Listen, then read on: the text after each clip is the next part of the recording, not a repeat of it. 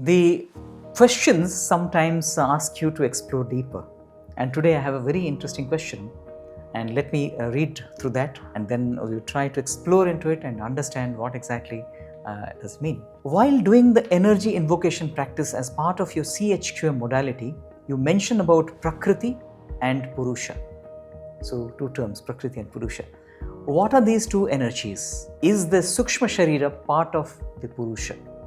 That's what the question is. It talks about Prakriti, Purusha, and Sukshma Sharira. Is it part of the question? Many things combined together. We try to explore one after the other and also understand, can we actually do something about our Sukshma Sharira and how we can heal ourselves and manifest things in our life with these understandings. Hello, my name is Sandeep Dash. I have been taking people through a journey of transformation with the help of ancient wisdom and with a curated modality of healing and manifestation known as cosmic healing and quantum manifestation. Hundreds and thousands of people have gone through that and have transformed their life and seen tremendous changes, including healing their own self and healing others. If you want to know more about that, do just explore, get into the description, and you'll find a link to join my free workshop on that as well. Now let's come back to the question and see the various aspects which has been asked there and try to understand each one of them and understand the deeper aspect of it as we go through them. So it's talking about the CHQM process, which is cosmic healing and quantum manifestation. And then it's asking about Prakriti and Purusha. Let's understand Prakriti and Purusha first. If you look at the Vedic philosophy, the whole Vedic understanding is actually analyzed through different schools or different ways. There are philosophies like Samkhya, Nyaya, Vaisesika, Yoga, Purva Mimamsa and Uttara Mimamsa. These are the six very prominent schools of analysis of Vedic or understanding of Vedic processes, Vedic knowledge. And when we go to Samkhya and the Nyaya philosophy, we see these two terms very, very prominent there, Prakriti and Purusha. So let's understand what is Prakriti and what is Purusha. Prakriti is that energy or that aspect which has manifested the universe. And Purusha is that aspect which has given consciousness to the universe. So in a way, when we go to the Advaita Vedanta part or some of the other aspects, we say that Purusha, in fact in yoga also, the Prakriti also get Purusha to get that illumination. So the aspect of oneness, the one consciousness, then it says the manifested and the unmanifested consciousness. So Prakriti and Purusha, in a way we can see the manifested world. Whatever we are seeing in the universe is part of the Prakriti, and that energy is what we talk about when we start the energy invocation. Energy invocation is actually a fundamental process in CHQM. When we feel the energy of manifestation, the Prakriti, and the aspect of consciousness, the Purusha flows through us. Now the next question is whether the Sukshma Sharira is part of the Purusha. So now coming back to Prakriti, what are the parts of Prakriti? All the Pancha Mahabhuta or Pancha Bhutas as we know them, 5 elements, the solid elements, earth element is part of the Prakriti. So is it that solid things are what Prakriti is? Yes and no. It is the underlying energy, underlying algorithm of solid things. Similarly, liquid things, water element, that underlying energy or algorithm which creates all the liquid things in the universe.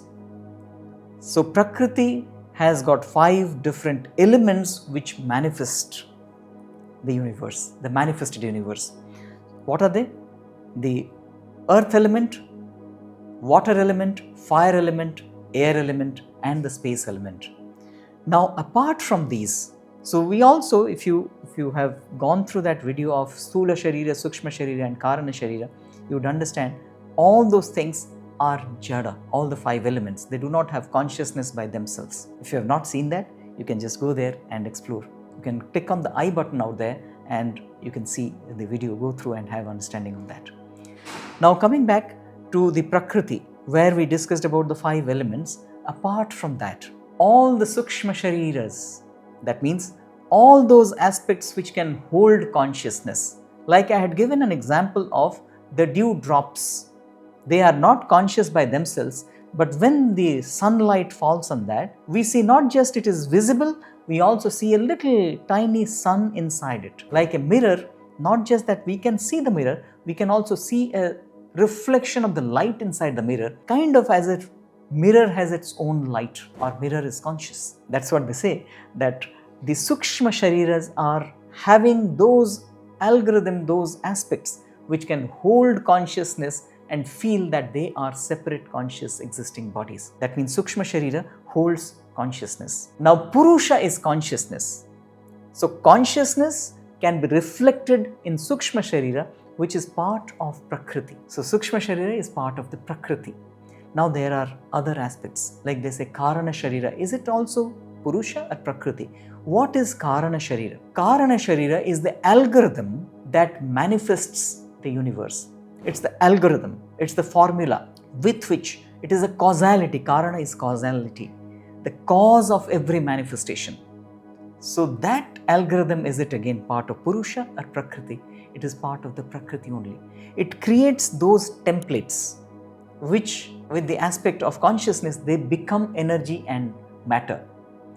Those templates are known as, or they are the Karana Sharira. Those algorithms, the templates, are the Karana Shariras. So the Karana Sharira, Sukshma Sharira and Sthula Sharira are part of the Prakriti aspect. In the CHQM modality, the cosmic healing and quantum manifestation modality, what we say, we as an existence, we have the flow of that Prakriti, because our body itself has got the solid aspect. Our skin, bone, our tissues, organs, every cell in the body is solid.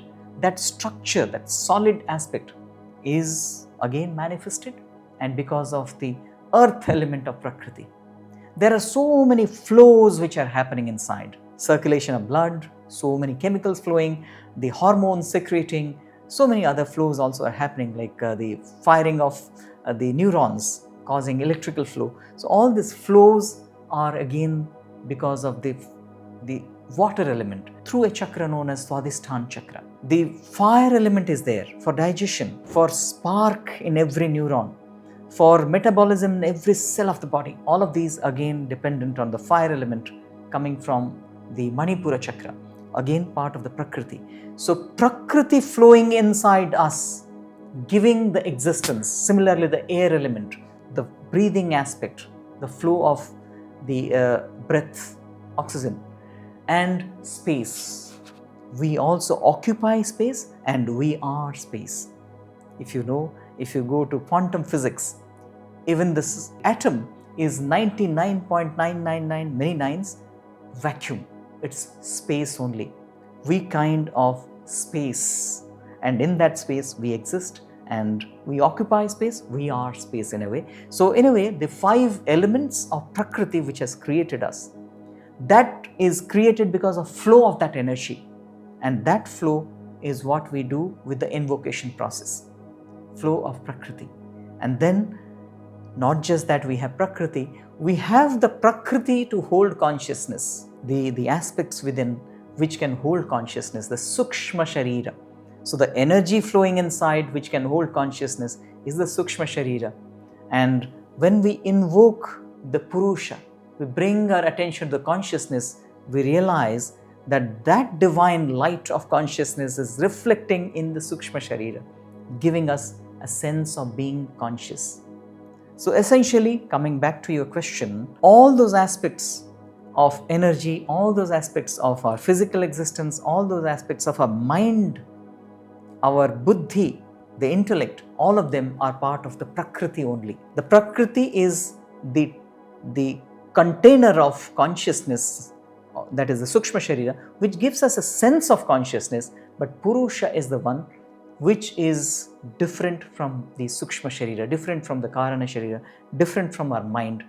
It is illuminating the mind, and that mind is a structure which reflects the consciousness and feels it is conscious. So this is the understanding, as you have asked the question specifically. It is not Purusha, It is part, the Sukshma Sharira is not part of Purusha, it is part of the Prakriti only. Now, for healing and manifestation, where we submit to the universe to change something in the space of Prakriti. What are the changes that can happen? We change physical things by submitting, by channeling the intention through specific energy centers. That's precisely what we say cosmic healing.